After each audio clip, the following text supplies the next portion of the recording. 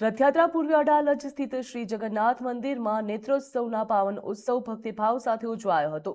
ભગવાન શ્રી જગન્નાથજી, શ્રી બલભદ્રજી અને દેવી સુભદ્રાજીના નેત્રોત્સવ સ્વરૂપના પ્રથમ દર્શન કરવા અમદાવાદ, ગાંધીનગર સહિત આસપાસના વિસ્તારોમાંથી મોટી સંખ્યામાં ભાવિ ભક્તો ઉમટી પડ્યા હતા।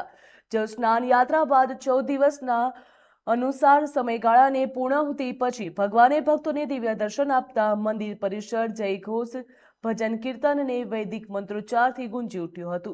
રથયાત્રા પૂર્વે યોજાયેલા પવિત્ર નેત્રોત્સવે સમગ્ર વાતાવરણને ભક્તિ અને આધ્યાત્મિક ઉર્જાથી ઓતપ્રોત બનાવી દીધું હતું। સમગ્ર મહોત્સવ અંગે આરસીઆરસીના ચેરમેન એમ સાહુએ વિગતો પણ આપી હતી।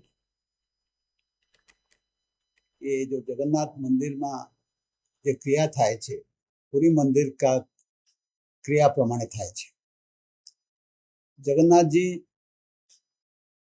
जो है 15 दिन पहले स्वयं में गए थे, ये रीति रिवाज है। आज जो है नेत्र दिवस है, वो स्वयं कक्षा से आज बाहर आएंगे। पहली बार लास्ट 15 दिन वो दर्शन नहीं दे रहे थे। जो जो लोग आते थे वो दर्शन के बिना चले जाते थे।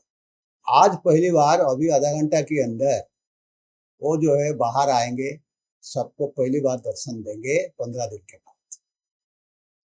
इसके बाद हमारे जो है परसों जो है कि सब लोग जो है बाहर, क्योंकि सब लोग मंदिर आके दर्शन करे, एना करता भगवान ऐसे करते हैं कि बलराम और सुभद्रा माता इनके साथ जो है रथ में वो जाते हैं, वो रथ यात्रा बोलते हैं।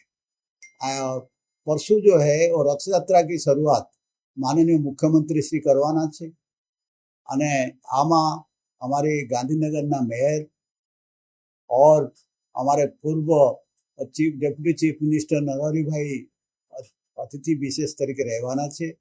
अने आ जो रथ यात्रा छे ये अहींथी लगभग 4 किलोमीटर जाईने अन्नपूर्णा मातानुं मंदिर छे अने त्यां विश्राम करशे। विश्राम करीने परत आवशे। अने ए जो प्रोग्राम है रथ यात्रा एक दिवसनुं नथी, उसके बाद 9 दिवस सांस्कृतिक कार्यक्रम, भजन कार्यक्रम और साथ प्रसाद सेवन, ये सब कार्यक्रम चालू रहवानुं छे। और उसके बाद जो 10वां दिन में भगवान जो है वो दूसरे आसन से जाके एमना जो मूल आसन छे मंदिर में तेमां विराजमान थशे।